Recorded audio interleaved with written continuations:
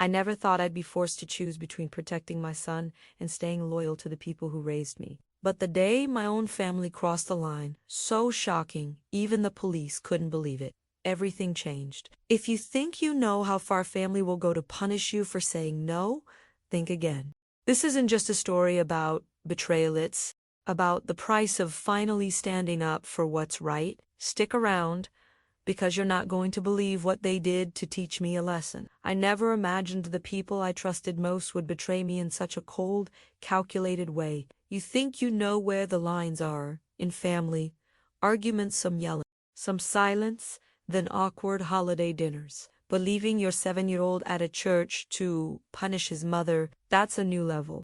Honestly, I didn't believe it myself at first. I thought there had to be a misunderstanding. My parents were strict growing up, sure, but this, abandoning their grandson to teach me a lesson, felt like something you read in a tragedy, not something you live. My hands shook when I got that call. Even now, my stomach churns remembering his tiny voice on the line, trying to sound brave. There's no way to prepare for that moment when you realize your own parents used your child as a pawn in their game of control. I can't sugarcoat it. This story hurts to tell. But I'm sharing it because so many of us learn the hard way that family doesn't always mean safety. And sometimes the scariest monsters don't hide under the bed. They sit at the head of the table at Sunday dinner. If you've ever felt that chill in your gut, the one that says, this isn't normal, even when everyone insists it is, then you'll understand why I'm telling you everything. This isn't about revenge. It's about protecting the people who can't protect themselves. My name's Emily Carter. I'm 34, and I live just outside Denver, Colorado. Single mom, graphic designer, trying to do right by my son, Noah. He's my entire world. He's 7, full of questions, and deserves a childhood free from the garbage I thought I'd left behind. But one rainy afternoon, my parents picked him up early from school using the emergency form I filled out years ago. They didn't tell me. They didn't answer my frantic calls. Instead, they drove him clear across town and left him at St. Mark's Church with a note explaining I needed to sort out my priorities. Imagine being a kid, waiting for your mom, only to hear your grandparents say she didn't want you anymore, that she chose money over family. He believed them enough to cry when I showed up. He asked me if he'd been bad. My heart shattered in that moment and hasn't fully healed since. This wasn't a heat of the moment argument. It was planned, deliberate, and it was all because I refused to give my brother $30,000 for another one of his can't-fail crypto schemes.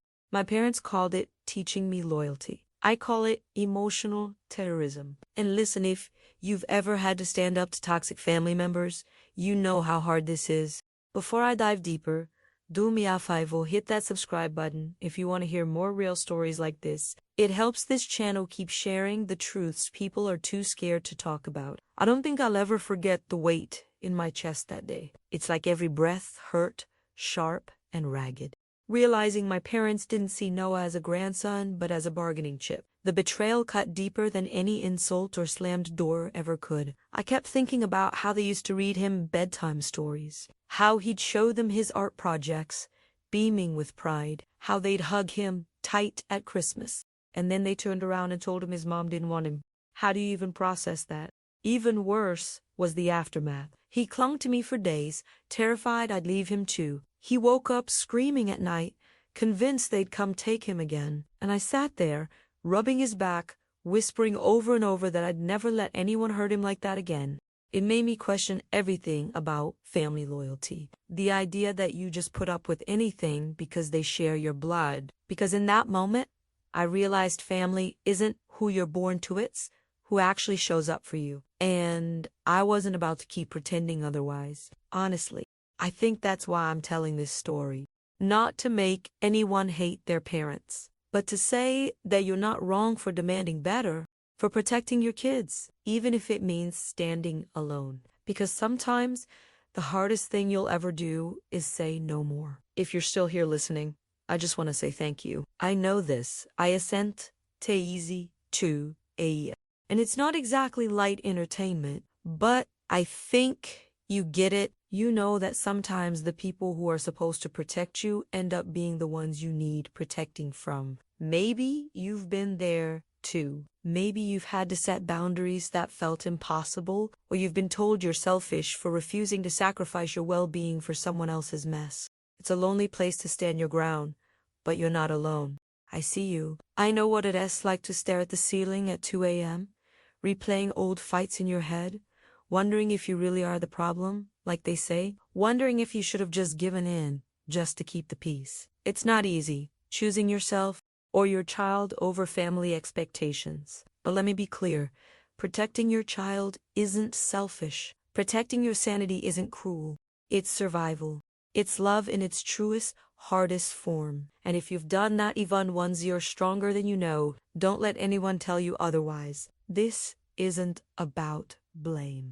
It's about honesty. Because if we don't talk about this stuff, if we keep pretending it's just how family is, then nothing changes.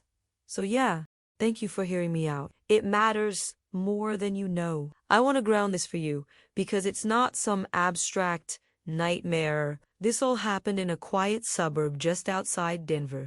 You know, the country-lined streets, minivans and driveways, neighbors waving over picket fences, picture perfect on the outside. My name's Emily Carter. I'm 34, graphic designer, small business owner. But mostly, I'm Noah's mom. He's 7 now, curious, sensitive, loves dinosaurs and space. He's the kind of kid who asks if the moon gets lonely at night. After my husband died in a construction accident 3 years ago, it was just the two of us. I threw myself into work and parenting. We built a little world that felt safe routine school drop-offs, pancake Saturdays, bedtime stories. I thought I'd done enough to shield him. My parents were part of that world too. At least, in theory, they'd babysit occasionally, send birthday cards with too much glitter, but there was always tension under the surface. Old scars, old roles. I thought I was managing it for Noah's sake. But the truth is, I underestimated how far they'd go to remind me of my place in the family, how much they resented my independence, and how little they actually saw Noah as anything more than an extension of me, a way to force my hand. So yeah, that's why I'm sharing this here, because I know there are people listening who feel that same tightness in their chest, recognizing parts of their own story. Maybe you're wondering if you're overreacting, if you're the bad child for saying enough. You're not. You're protecting yourself, you're protecting your kids, and that's brave as hell. Honestly, we need more people talking about this without shame, because the silence is what keeps these toxic cycles going, generation after generation. If you want to keep hearing real stories like this, stories that don't sugarcoat the hard choices but also don't leave you feeling alone, consider hitting that subscribe button. It's one small way to tell the world these stories matter, that your story matters. This channel is about breaking that silence, about offering a space where we can talk honestly about the messy, painful, but necessary work of setting boundaries, of choosing better for ourselves and our kids. No easy answers here, but UAL ones. So yeah, stick around. Because, trust me, this story is only getting started. And I promise it's worth hearing all the way to the end. Growing up in the Hopper household in suburban Colorado felt like living under a carefully staged photograph. On the surface, everything looked so normal. My parents, Jim and Linda Harper, loved telling anyone who'd listened that we were tight-knit and traditional. The yard was always mowed, our smiles always ready for the Christmas card. But inside, the rules were different. I was the oldest, the responsible one, the fixer, the one expected to set the example, keep the peace, hold everything together. My little brother, Ryan, he was the golden boy, the dreamer, the one whose messes we all had to pretend weren't messes at all. It wasn't like they shouted favorites at the dinner table. It was in the little things. Ryan getting a brand new bike after wrecking his first, me being told we don't celebrate expectations when I got straight A's. Subtle dismissals that made it clear my job was to manage, not need. Looking back, I think I started practicing survival early. I learned to read moods before walking into a room, learned how to smooth over arguments before they exploded. It's a skill that serves you in client meetings, sure, but it does something ugly to you as a kid, because you don't really get to be a kid. You become an interpreter for grown-up feelings, a fixer of other people's messes. And by the time you're old enough to notice, the damage is already done. You can leave home, but it takes longer to leave those roles behind. Ryan wasn't a bad kid. He just never heard no. And that kind of unconditional yes shapes you. It teaches you that consequences are optional, that other people will clean up your messes. My parents didn't see it that way. Of course, to them, he just needed more support. If he scraped his knee, they carried him like a prince. If I bled, I got a pat on the back and you're so strong. When Ryan failed classes, they threw him parties for trying his best. When I aced them, they asked if I could tutor him more. It was always about Ryan. I remember once asking my mom why he got new shoes when mine had holes. She said, "You don't need as much. You're not as sensitive," as if empathy was a limited resource and he deserved the lion's share. As if my needs were something to be ashamed of. So I adapted. I stopped asking. I stopped needing. I worked part-time through high school so I wouldn't have to ask them for lunch money. I learned to hide report cards that would start fights. I carved out tiny islands of independence they couldn't touch. But you can only carry that so far. Because when someone's trained you to believe your needs don't matter, it doesn't just disappear when you move out. It bleeds into your choices, your relationships, even your idea of what love is supposed to look like. College felt like freedom. I applied to design schools in secret because my parents insisted art wasn't practical. When I got the scholarship letter, I didn't even celebrate. I just packed quietly and left, knowing they wouldn't offer help or approval. The funny thing is, I thrived once I was away from them. My professors loved my work. I built a portfolio that won awards. I networked, interned, hustled. I learned to trust my eye, my instincts. For the first time, success wasn't a bargaining chip someone else could hold over me, but my parents never saw it that way. When I called to tell them about my first big client, my mom just said, "That's nice. Ryan's looking into real estate." It didn't matter what I did. My achievements were footnotes in Ryan's potential. Even. Ding. I tried to keep the door open. Holidays, occasional phone calls. I told myself it was for family, for tradition. But really, it was so I wouldn't have to admit how little they actually saw me, how little they cared about anything but keeping Ryan afloat. It's wild what you'll tolerate for the illusion of belonging. Even when you regrown, you'll sit at the table and pretend it doesn't sting. Until one day, it stops being about you. And you realize you can't let your kid inherit that kind of love. College wasn't just my escape. It's where I met Adam. He was studying architecture, detail-oriented, thoughtful in ways that felt almost alien to me. He noticed things, not just design details, but me, my moods, my silences. It felt like being seen for the first time. We met during a campus renovation project. I was working on the signage design. He was managing the floor plans. He asked questions about my ideas instead of telling me what was wrong with them.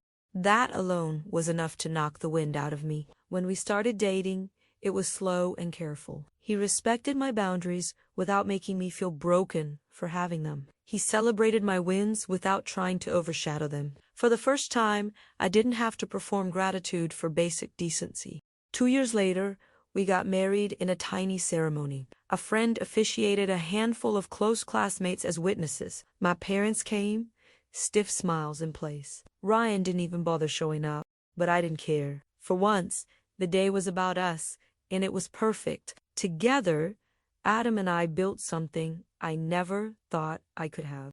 A home that felt safe.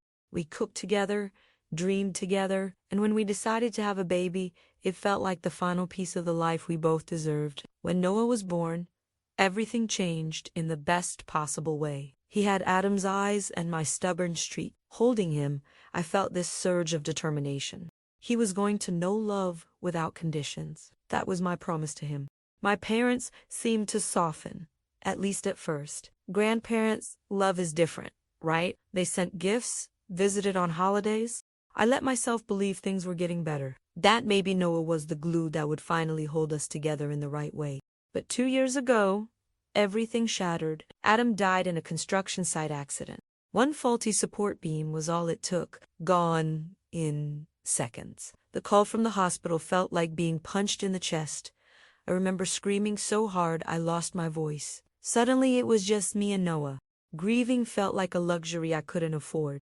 I had to be there for him, even when I could barely function. Nights were the worst. I'd lay awake, listening to his tiny snores, willing myself to be strong enough for both of us. I kept the business running because I had to.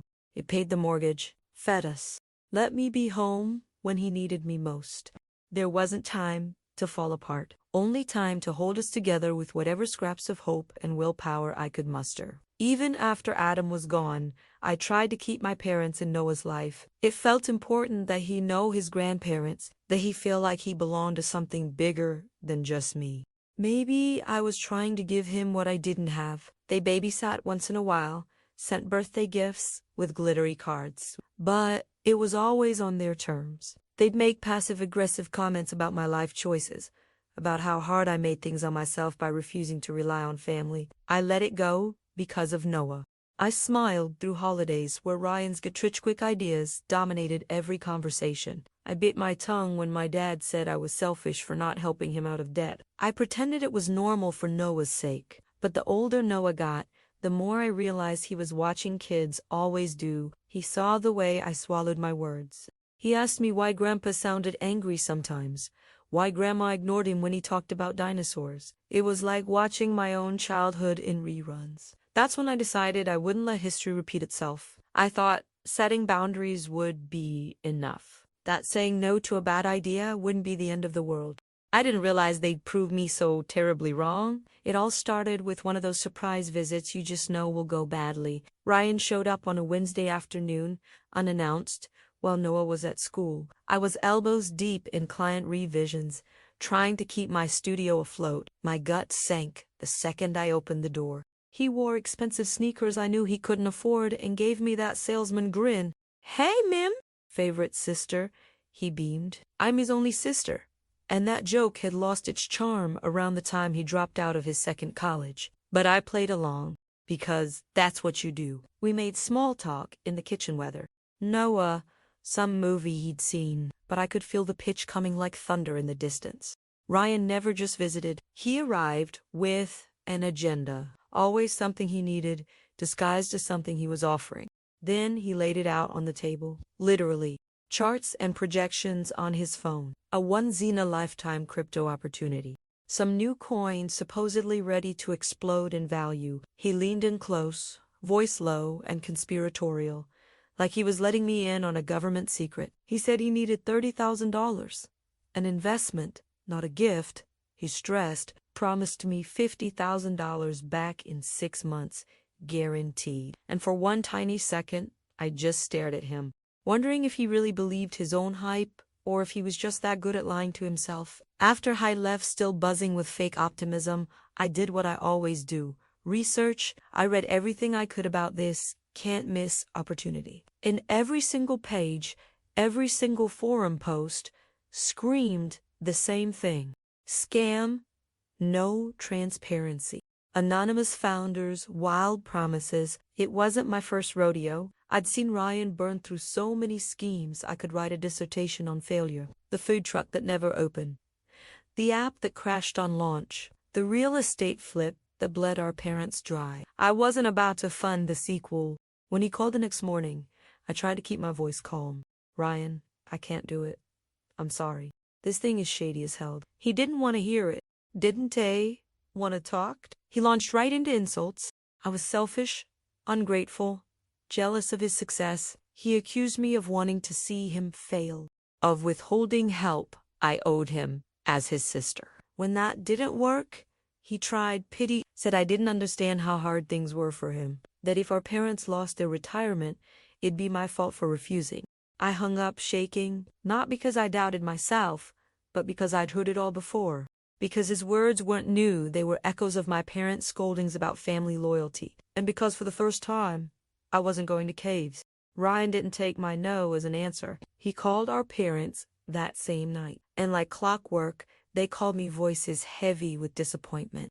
"Emily, how could you turn your back on your own brother? We raised you better than this." I tried explaining patiently.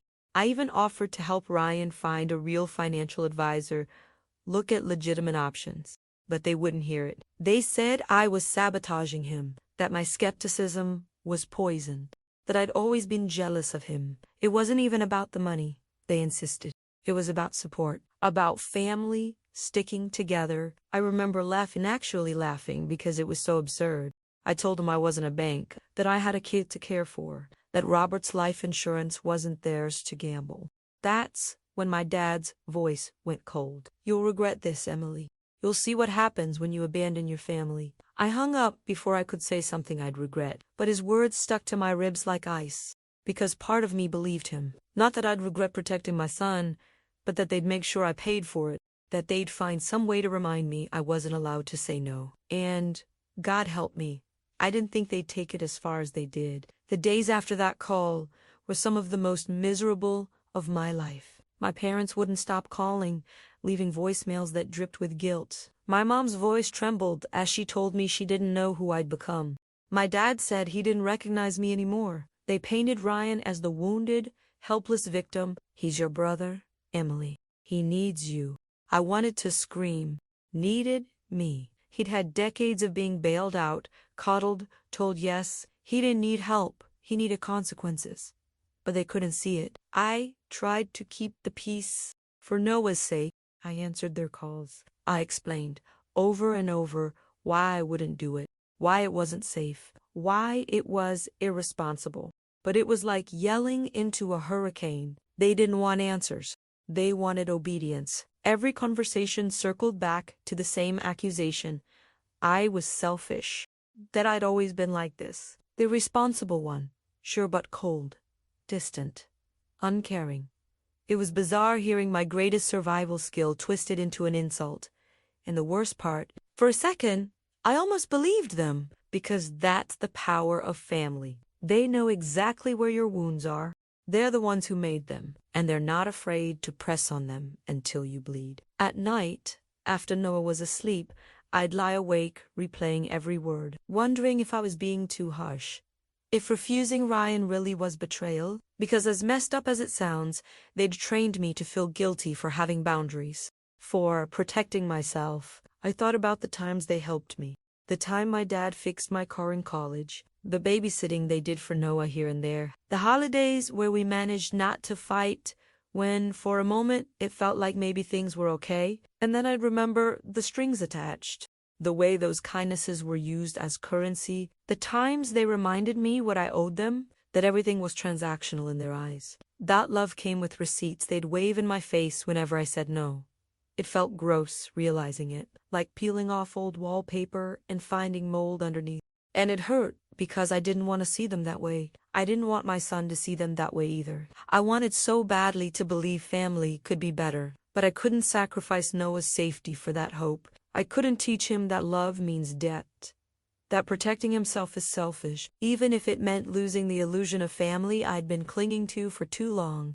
The final straw came about a week later. My dad called and told me they'd decided to help Ryan themselves. They were mortgaging their house. He said it with this cold finality, like a guillotine dropping, like he was severing me from them on purpose. "You've made your choice," he said. "So have we?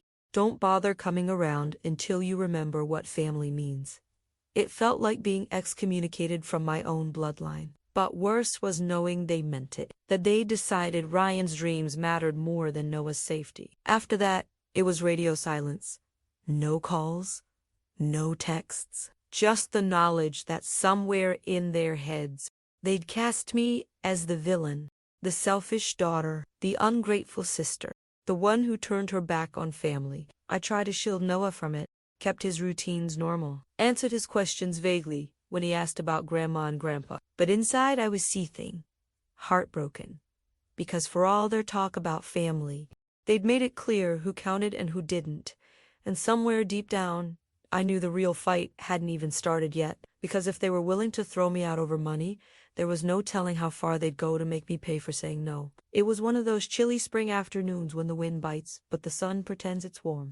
I was standing outside Noah's elementary school, phony hand mind on, dinner plans and client emails. Just another day, or so I thought. Parents milled around me, chatting about soccer practice and weekend trips. Kids spilled from the doors in noisy, laughing clusters. I watched the sea of little backpacks, searching for Noah's green dinosaur one. He always ran out grinning when he spotted me. But that day, he didn't come. The minutes stretched.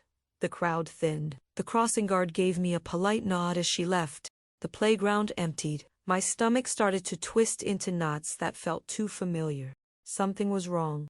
I told myself he was just slow today. Maybe talking to a teacher, washing his hands, forgetting his lunchbox. But my heart didn't buy it. It was pounding in my ears, and my fingers shook as I texted his teacher. No reply. By the time the office staff peeked out and asked if I was okay, I wasn't. I felt like the ground had dropped out from under me. My worst fear wasn't that he was lost, it was that someone had taken him, and I was about to find out I was right. When the front desk finally checked, their calm politeness vanished. "Oh, he was picked up early," the secretary said, frowning at the clipboard. "It says, family emergency. Picked up by your parents." I felt the blood drain from my face. My parents, who hadn't spoken to me in days, who'd told me not to come around. I tried to keep my voice steady as I asked who signed him out. It was them. Their signatures. The old emergency form I'd forgotten to update. My brain went into overdrive. I called my mom. No answer. Called my dad. Straight to voicemail. Texted nothing. I asked the office staff if they'd said where they were going. They just shrugged helplessly, apologetic but useless. It was like watching a horror movie in slow motion, except I was the one screaming inside. I ran to my car, fumbling the keys, shaking so badly I almost dropped them. Noah was gone, and I didn't know where he was. On the drive home, I called them again and again. Nothing. I checked their house. Empty. I called every friend and neighbor I could think of. No one had seen them. By then, my voice was raw from shouting into the phone. The fear had curdled into something like rage. I don't think I'll ever forget that feeling. That sickening, helpless panic as I tore through my contacts list like it was a lifeline. I called the police non-emergency line first, explaining in a voice that was shaking too hard to sound normal. They told me calmly that since it was family, it might just be a misunderstanding. But I knew better. This wasn't a miscommunication. This was revenge. This was them showing me what consequences really meant for saying no. By evening, the panic was like an acid in my throat. I'd driven every street I could think of, checked their driveway 3 times, knocked on neighbor doors. I texted Ryan, even though I hadn't spoken to him since the fight. He didn't answer either. My home felt hollow when I walked in alone. I dropped my keys on the counter and screamed into the empty kitchen, voice cracking on his name. Noah, my baby. I pictured him crying, wondering why I wasn't there, believing the lies they'd tell him. When I finally called 911 in tears, explaining Heidi'd been taken by family without permission and they weren't answering, I felt like I'd crossed some terrible line. Admitting out loud that my own parents had kidnapped my son, that they were the danger I needed saving him from. Hours later, my phone finally rang with an unfamiliar number. My heart stopped, then pounded like it was trying to escape my chest. I answered so fast I almost dropped it. A calm male voice said, "Hi, is this Emily Carter? I'm Father Matthew from St. Mark's Church." He said he believed he had my son, that Noah had been left there with a backpack and a note. I didn't even process the words at first. Just this roaring in my ears like I was underwater. He was at a church, alone, waiting for me. I don't remember the drive. I know I ran to red lights. I remember shaking so badly I could barely hold the wheel. When I pulled up to the church, I didn't even lock the car. I just ran inside, hot in my throat, vision blurry with tears. I found him in a small office, clutching a cup of cocoa with both hands, eyes swollen from crying. The priest was kind, talking softly, but Noah's face lit up in relief the second he saw me. He ran to me like he thought I might vanish if he didn't hold on tight enough. I fell to my knees and wrapped my arms around him so hard he squeaked. I didn't care. I kissed his hair and promised over and over that I was there now, that no one would take him from me again, even if, deep down, I wasn't sure how I'd keep that promise. Later, Once the police arrived and took our statements, Noah curled into my side like he was trying to disappear. He was so quiet, it scared me. When the officer asked if he felt safe going home with me, he nodded so fiercely he nearly knocked me over. In the car, he finally whispered, "Did I do something wrong, Mommy?" I felt my heart shatter into 1,000 pieces. My vision blurred and I had to pull over because I couldn't see through the tears. I turned around and grabbed his little hands. "No, baby. You didn't do anything wrong?" "Nothing." He didn't look convinced. He stared at his lap, voice trembling. "Grandma said you didn't want me anymore, that you chose money instead of me." Those words still echo in my head at night. I tried to explain it in terms he could understand, that sometimes grown-ups make bad choices, that what they said wasn't true, that I'd never stopped wanting him, no matter what. But I could see he didn't fully believe me yet. How could he? He'd trusted them. He loved them, and they used that trust like a weapon against both of us. They wanted to punish me, but he's the one who paid the price. That's the part I'll never forgive them for. Back at the church, Father Matthew handed over the note my parents had left. I couldn't even read it at first. My hands shook too badly. The words were so calm, so rational on paper. "Please care for a grandson while Emily sorts out her priorities." It read like they were leaving a donation, not a child. The police officer read it and his jaw tightened. He asked me question after question. Did they have permission to pick him up? Was there a custody arrangement? Had they threatened me? I told him everything. About the calls, the ultimatum, the threat that there'd be consequences if I didn't help Ryan. I watched as the understanding dawned on his face. This wasn't a family misunderstanding anymore. It was child endangerment. When he said the words out loud, "This is abandonment. It's a crime," I felt a sick sort of validation, like the thing I'd been trying to pretend wasn't real was now undeniable. And at the same time, I felt sick to my stomach, because this wasn't some stranger on the news. This was my parents, the people who raised me, who I'd once trusted with my own heart. Now they'd chosen to break my son's instead. That first night home, Noah wouldn't let go of me. He followed me from room to room, clutching my shirt so tight it wrinkled. Even brushing his teeth felt like a negotiation. He kept asking if Grandma and Grandpa would come get him again. I lay with him in bed until he fell asleep, my fingers combing through his hair while his breathing hitched. But even then, the peace didn't last. He woke up screaming twice before midnight, convinced they were in the room. Each time, I held him and whispered the same promise. "I'm here. No one is taking you." He eventually fell asleep from sheer exhaustion, face damp with tears, curled so small it hurt to look at him. I didn't sleep at all. I spent the night watching him breathe, listening for nightmares. My anger pulsed like a heartbeat, cold and relentless. How dare they?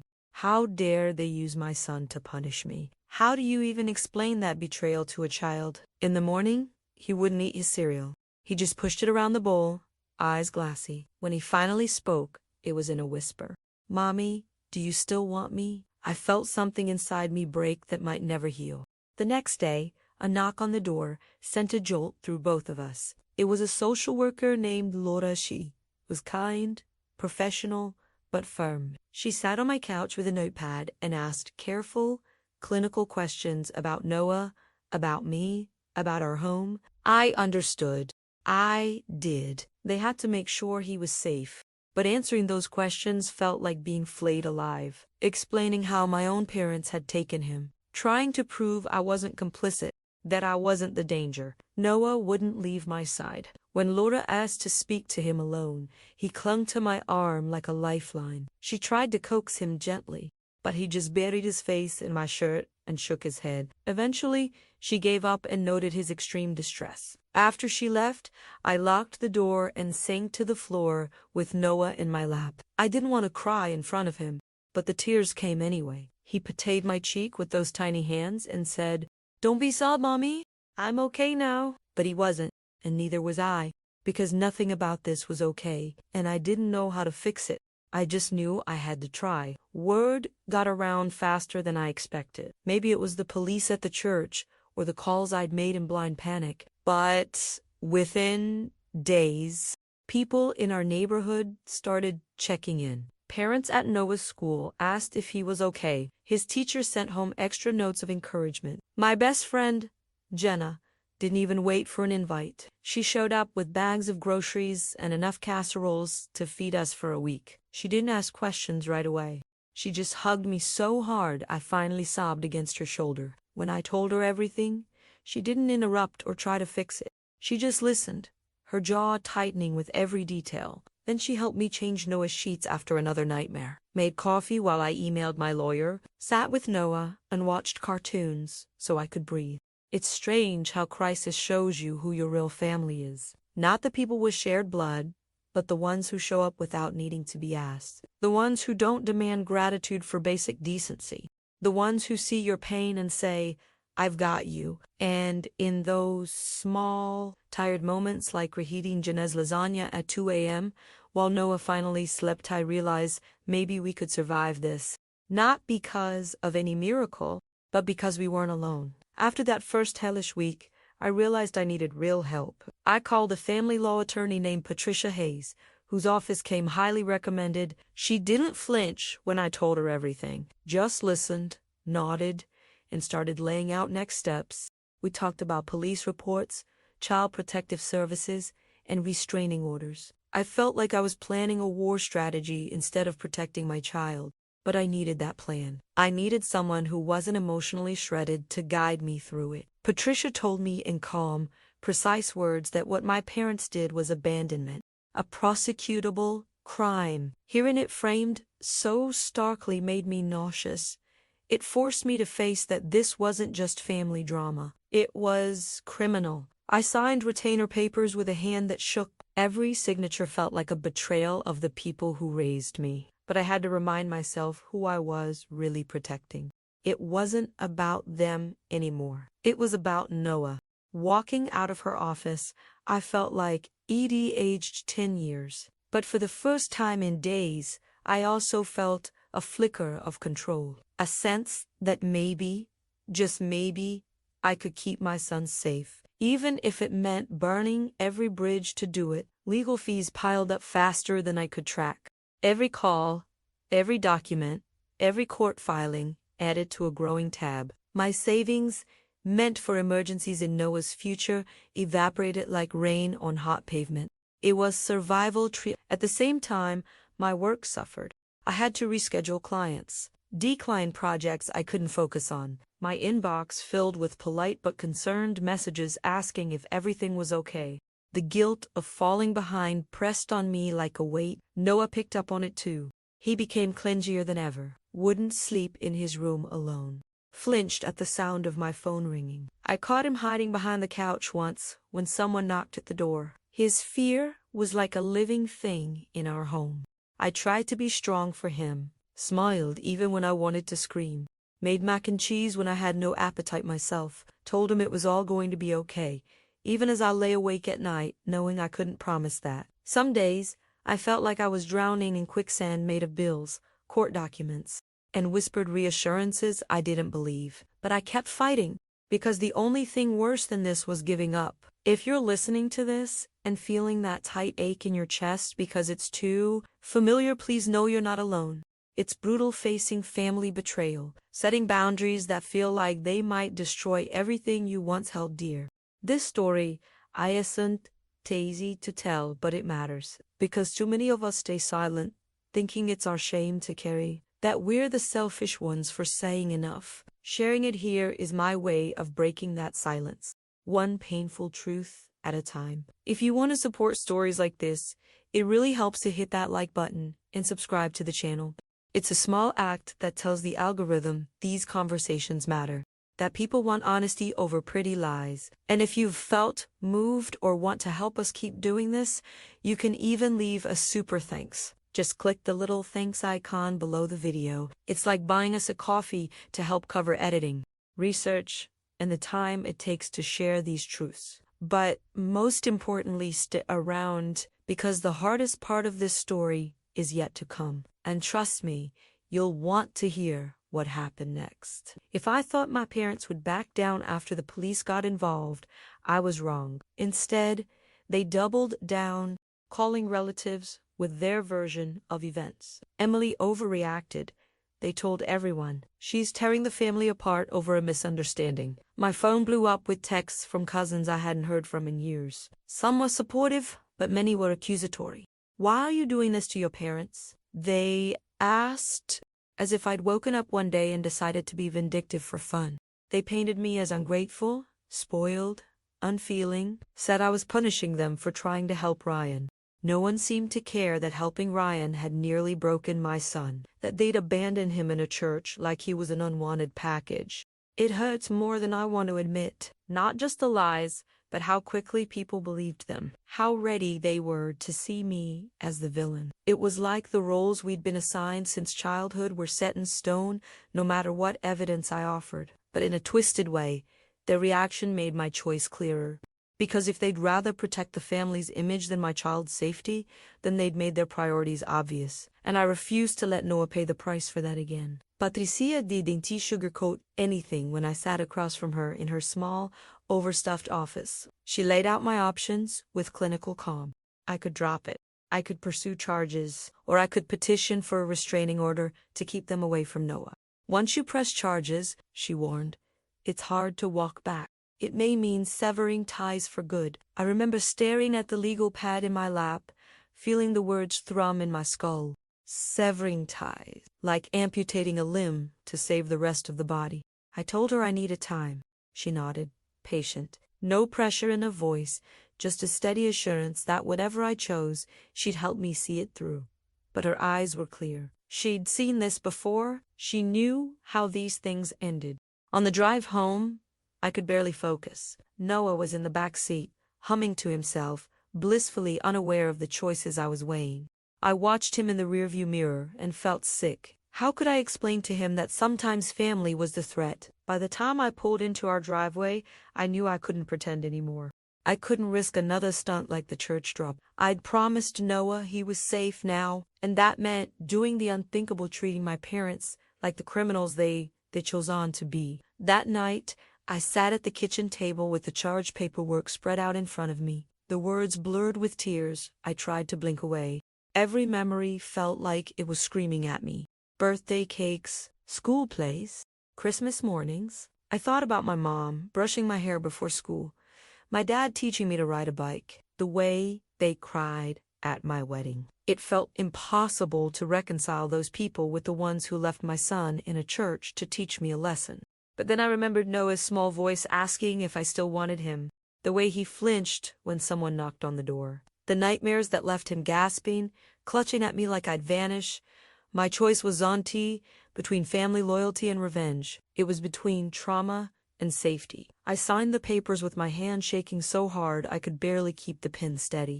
Patricia slid them from under my fingers gently, like taking a loaded gun from someone not sure if they should pull the trigger. When I left her office, I sat in my car for 20 minutes before driving away, breathing, crying, steeling myself, because I knew nothing would ever be the same again. But maybe, just maybe, that was the point. Filing the charges wasn't some satisfying act of vengeance like in the movies. It was brutal. Patricia went line by line with me, explaining what each box meant, what evidence we had, what would happen next. My signature felt like betrayal pressed into paper, a final severing of whatever thin threads held us together. Even knowing what they did, I felt sick. These were my parents, people who once kissed my scraped knees, and yet here I was, writing them into a system designed to keep abusers away from their victims. When word got out to the extended family, my phone turned into a grenade. Relatives I hadn't heard from in years suddenly cared enough to text furious rants. How could you do this to your own mother? Family forgives Emily. You're going to regret this when they're gone. There was no room for questions about why, about Noah. It was all about loyalty, obedience, about protecting the illusion of family over the safety of an actual child. I stopped answering the calls, stopped reading the texts. Jenna took my phone at one point and just held it in a bag so I wouldn't keep reopening old wounds. Because every message felt like a knife twisting. It was like they wanted me to apologize for not sacrificing my son's sense of security on the altar of family reputation. I wanted to shout at them that this was about Noah, not money, not petty grudge. At night, I sat by Noah's bed, brushing his hair back from his sweaty forehead while he dreamed fitfully. I'd whisper the same promise over and over. You're safe now, I promise. No one will take you again. And every time, I hated myself a little because I couldn't guarantee it, because the system I was trusting to protect him was slow and messy and flawed, because I was scared I'd failed him once and could fail him again. But I did it anyway, because if I didn't draw this line in concrete, they'd cross it in blood. Because if I let them think this was forgivable, they'd do it again. Because being seen as the villain by my family was a price I was willing to pay if it meant Noah got to sleep through the night without nightmares. In the middle of all the accusations, one name popped up on my screen that made me hesitate. Aunt Caroline, my mom's older sister. We hadn't spoken in over a decade. After some massive falling out, no one ever explained to me beyond she was always difficult. I didn't even know she had my number anymore. Her text was short, heard about everything. Call me if you want. I stared at it for hours before dialing. When she answered, her voice was calm but sad. She didn't yell, didn't scold, just said, Emily, I'm sorry, and I want you to know you're right to do this. I felt like Edie'd been holding my breath for weeks and finally let it out in one gasping sob. Someone believed me. Someone didn't try to shame me for protecting my child. We met at a rundown diner on the edge of town the next day. Overburnt coffee and stale pie. She told me stories I'd never heard, about how my mother had always played favorites, how Ryan had been coddled since birth while I'd been given responsibilities meant for adults, how Carolina tried to call it out once and found herself persona non grata at every family event after. I see you, she said, voice shaking a little. I see what you're doing, and it's the hardest thing you'll ever do, but it's the right thing. Don't let them gaslight you into thinking otherwise. She reached across the cracked Formica table and squeezed my hand so tight it hurt, and I didn't even try to pull away. For the first time in weeks, I felt like I wasn't crazy. Driving home, I cried so hard I had to pull over twice. Because even though my family was falling apart, even though people were turning their backs on me, here was someone who actually understood, who knew the cost of telling the truth in a family built on secrets. And in that tiny sliver of solidarity, I found just enough strength to keep going. The first court date arrived like a thunderstorm you see coming for miles, but can't avoid. I wore my best blazer, the one I usually saved for client meetings. Even though my hands wouldn't stop shaking while I buttoned it, Patricia was steady beside me, checking her notes, giving me little nods that said, "You've got this," even when I didn't believe her. When the judge called our case, I felt like I left my body. My parents sat across the room looking older than I remembered, but no less stubborn. My mom wouldn't meet my eyes at all, staring at her lap. My dad stared straight ahead with that same tie-jawed defiance I'd grown up with. They didn't look like kidnappers. They looked like grandparents, and that was the hardest part. They tried to explain it away, that they were worried for Noah, that they thought I was unstable, that it was a misunderstanding, an act of love misinterpreted. I watched the words drip like poison from their mouths, careful and rehearsed. My fists clenched in my lap so hard my nails cut my palms. Patricia had to nudge me to breathe. But then the officer testified, and Father Matthew's statement was read about finding my son with a backpack and a note, about how confused and scared he'd been. The courtroom got quiet in that awful way that means no one can keep pretending anymore. I watched my parents' faces shift from practiced innocence to something harder, more brittle. When the session ended, I walked out on legs that felt like rubber. Outside, I inhaled air so cold it burned my throat. I didn't feel relief. I didn't feel vindicated, just empty. But Noah was home with Jenna, safe, waiting for me. That thought was the only thing that kept me putting one foot in front of the other, because that was what all of this was for. A few weeks after that first court date, I was sitting at my kitchen table, trying to balance invoices and therapy bills when my phone buzzed with a news alert. It was about a federal investigation busting a major crypto scam ring. I remember staring at the headline, feeling my blood run cold. Secure Coin, the same investment opportunity Ryan had pitched so hard. My fingers trembled as I clicked the article and read about arrests, frozen accounts, Desperate investors left bankrupt. Within hours, Patricia called me. Her voice was firm but gentle, the way it always was when she had bad news. "Emily, the FBI wants to talk to you. Your brother's name came up as a recruiter." I felt like Edie been punched in the gut. All those charts and guarantees, the way he'd sworn it was a sure thing. It hadn't been some dumb gamble. He'd been bringing in investors for a commission, including me. I thought about that day in my kitchen when he smiled like he was letting me in on a secret, when he practically begged me to join. Not so I could get rich, but so he could make his cut. I felt sick, like I needed to wash my hands of the entire family, scrub them raw until there was nothing left of the trust they'd abused. When the FBI agent finally sat across my table, he was calm but relentless. "Did your brother promise guaranteed returns?" he asked. I nodded numbly.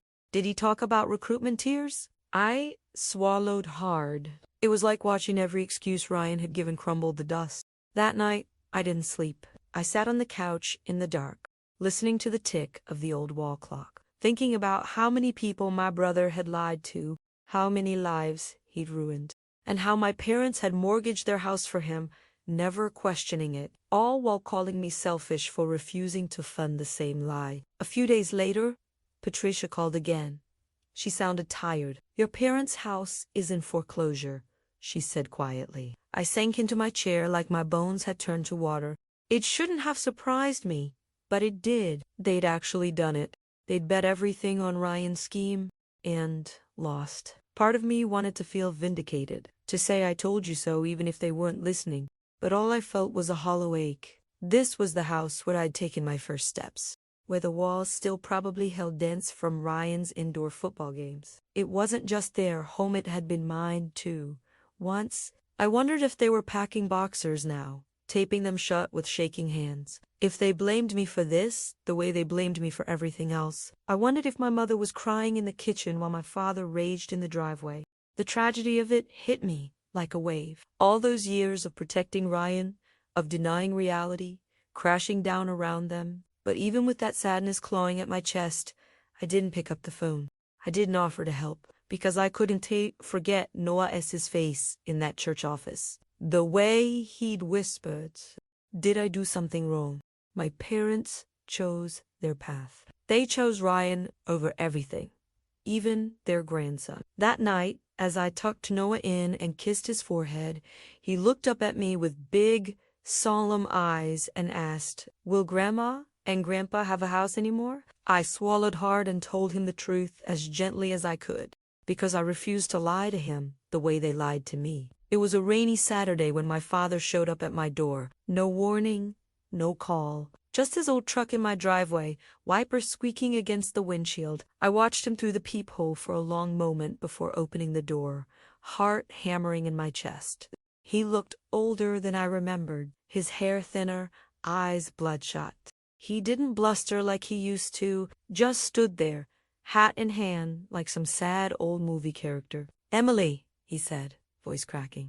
"Can I come in?" Against my better judgment, I let him. We sat in the living room with miles of silence between us. He didn't look around at the family photos, didn't comment on the neatness of the house. He just stared at the floor. Finally, he cleared his throat. "We need help. Your mother and I, we don't have anywhere to go." I felt my spine stiffen like rebar. I thought about Noah's nightmares, about the church office and his small shaking voice, about the note my parents had left explaining they'd care for him while I sorted out my priorities. I set my jaw. "No," I said quietly but firmly. "You can't stay here. Not now. Not ever." His face fell for a second. I thought he'd argue, but instead, he just nodded slowly, misery in every line of his body. When he stood to leave, he didn't say goodbye, and when the door closed behind him, I pressed my back to it and wept. Not because I regretted it, but because drawing that boundary hurt more than anything else I've ever done. After I left, I sat on the floor with my back against the door, breathing like I'd just run miles. The silence in the house felt like it was pressing on my chest. I could still see his face, defeated in a way I'd never seen before. He wasn't the booming, controlling father of my childhood in that moment, just an old man with nowhere to go. And the guilt hit me in nauseating waves. But then I thought about Noah, about the way he clung to me asking if I didn't want him anymore, because Grandma said I'd chosen money over him. That memory burned hotter than any sympathy I had left for my father. I made myself get up. I walked to Noah's room and watched him sleep, his small face slack and peaceful for once. I thought about what my dad had asked me, about how easy it would have been to say yes, to let them in, to pretend we could patch it all up. But the truth was, I didn't trust them. I didn't trust that they wouldn't twist everything, undermine me, make Noah doubt himself again. I refused to teach him that family means accepting betrayal without consequences, that you have to sacrifice your safety and dignity for other people's comfort. It hurt so much I felt like I couldn't breathe, because I still loved them in some warped way. They were my parents. They'd held me when I was sick, cheered at my kindergarten graduation, taken photos of me in my prom dress. But they'd also told me I was selfish for protecting my child. They'd chosen my brother's empty promises over my son's safety. And worse, they'd tried to make Noah pay for my refusal. That kind of betrayal didn't wash away with tears and apologies at the doorstep. I spent hours that night pacing the living room, picking up toys, folding blankets, trying to calm the hurricane in my head. I kept asking myself if I was cruel, if I was punishing them for being flawed and desperate, but deep down I knew the truth. I wasn't punishing them. I was protecting us, because letting them back in without change wasn't compassionate, was enabling. It was telling Noah that love means ignoring harm because you're afraid of confrontation. Eventually, I sank onto the couch with my head in my hands and let myself cry until my ribs hurt. And when the tears stopped, I promised myself Fondoa, sleeping down the hall, that I wouldn't back down. I wouldn't trade his trust for their approval. I wouldn't let fear of loneliness make me forget why I'd drawn that line in the first place. Even if it meant sitting in that silence alone, I would hold it. For him, for me, for both of us. The weeks that followed were quiet in a way I hadn't expected. No more calls from my parents. No more texts from outraged cousins. Just an echoing silence that sometimes felt peaceful and sometimes felt like standing in an empty church. But in that quiet, Noah and I started to heal. Slowly, imperfectly. Some nights he still had nightmares. He'd wake up crying, convinced they were going to take him again, his small hands clutching mine like he was drowning. I'd hold him and whisper the same promise over and over. You're safe. I'm here. I won't let them hurt you. We started seeing Dr. Thomas, a child psychologist the school recommended. Noah didn't want to talk at first. He'd sit with his arms crossed, lips in a stubborn line that reminded me so much of myself, it hurt. But Dr. Thomas was patient. He had toys, art supplies, games that let Noah express things he didn't have words for. Little by little, Noah started opening up. One day he drew our family. Just the two of us, holding hands. When Dr. Thomas asked about Grandma and Grandpa, Noah drew them outside the house with a sad face. It broke me, but it also told me he understood. He wasn't blaming himself anymore. Meanwhile, my best friend Jinnah became the sister I wish I'd had all along. She checked in every day, sometimes just to drop off coffee or sit with me on the porch in silence. She didn't offer solutions or try to fix what couldn't be fixed. She just stayed. Our neighbors surprised me too. One couple brought us dinner. Another offered to watch Noah if I needed a break. His teacher sent home encouraging notes and let him stay in at recess when he didn't feel safe on the playground. I'd never really let people in before, but now I didn't have much choice. And somehow, that vulnerability didn't destroy me. It saved me. There were setbacks. Of course, the day Noah asked if he could see Grandma and Grandpa again, my heart cracked. I explained gently that they'd made choices that hurt us, that until they could understand why it was wrong, it wasn't safe to see them. He didn't cry or argue. He just nodded, solemn and quiet, the way kids do when they're processing something too big. It killed me that he had to learn that lesson so young, but I also knew it was better than teaching him to accept harm with a smile. Through it all, I worked. I kept my small design business going, even when deadlines felt impossible. Some clients were understanding, some weren't, but it gave me purpose, something to control when so much felt chaotic. At night, I'd sit with Noah and read books, watch movies, do silly voices until he laughed. We started new traditions, pancake Sundays, Friday movie nights with homemade popcorn. Little rituals that built something safe and consistent. And in those moments, I felt hope. Not that everything would be perfect, but that we'd get through it together. It wasn't like flipping a switch. There wasn't one day where I woke up and everything was better. Healing was uneven and messy. There were days when I missed my parents so much it physically hurt, when I wanted to call them just to hear my mother's voice, when I thought about my dad teaching me to drive and felt like I'd betrayed him by choosing Noah over the fantasy of family I'd clung to for so long. But every time the doubt crept in, I reminded myself what was at stake, that my son deserved a childhood free of emotional blackmail, that protecting him wasn't cruelty, it was love in its fiercest form. I spent long hours in therapy myself, talking about growing up the responsible one, the fixer, the peacekeeper, about learning to swallow my own needs so I wouldn't rock the boat. My therapist helped me see that saying no to my parents wasn't an act of selfishness, it was an act of breaking the cycle. She reminded me that the best thing I could teach Noah was that love has to be safe, that family should be a refuge, not a battlefield, that real love has boundaries. One evening, Noah and I sat on the back porch watching fireflies blink against the summer night. He was quiet, leaning against my arm, warm and solid and safe. Finally, he looked up at me and asked, "Mommy, are they ever going to say sorry?" I blinked back tears and took a shaky breath. "I don't know, baby," I told him honestly. "But even if they don't, that doesn't mean you did anything wrong." He nodded, satisfied for now, and I realized that was enough, that telling him the truth, even when it hurt, was enough. We talked a lot about family after that, about how sometimes the people who share your blood don't know how to love you right, about how family isn't just who you're born to, but who shows up for you.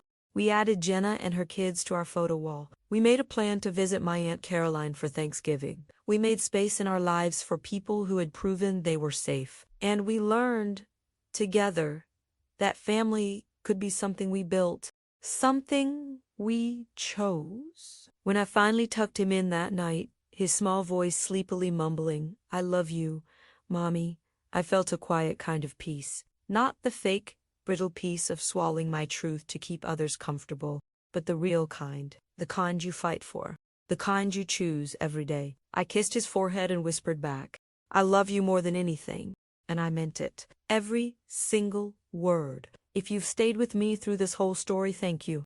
Really, I know it wasn't easy to AR, because it wasn't easy to tell. These aren't the kinds of stories people share at dinner parties. They're the ones we keep quiet because they're messy, painful, and they make people uncomfortable. But that silence is exactly how the harm keeps happening. That's how kids grow up thinking betrayal is normal. That love always comes with strings. That family means sacrificing yourself until there's nothing left. I don't want that for Noah, and I don't want that for you either. I know some of you watching might be wrestling with your own family stories right now. Maybe you've heard the same accusations I did, that you hate, ungrateful, selfish, cold for saying no. Maybe you're carrying the weight of generations of expectations on your shoulders, trying to figure out how to protect your kids without blowing everything up. I see you. I know that fear. I know the guilt. And I want you to know you're not alone. There is no easy answer, no one-size-fits-all rulebook. But there is permission to choose safety over tradition, to choose truth over keeping the peace. If this story resonated with you, then a little, I hope you'll consider hitting that like button and subscribing to the channel.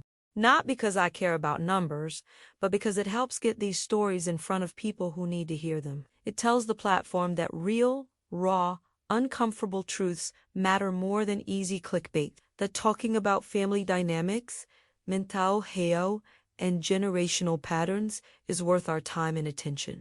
Your click is a small act of solidarity, a way of saying these conversations are important. And if you felt moved or want to help keep this kind of content going, there's even a way to leave a super thanks below the video. It's like buying us a coffee, helping cover the time, research, and emotional energy that goes into sharing stories that don't always have happy, tied up with a bow endings. You just hit the little thanks button and choose what feels right for you. It might seem small, but it makes a big difference in helping this channel keep telling the hard truths and offering a space for people to feel seen. Most of all, I want to hear from you. Share your thoughts in the comments. Tell me your story if you're ready, or just let us know where you're watching from, because connection is the antidote to silence, and silence is where harm grows. Let's build something better together. Let's make sure our kids and we know that love doesn't mean erasing yourself. That family doesn't mean accepting harm. That we all deserve better. Thank you for listening. Thank you for caring. And thank you for fighting for something better.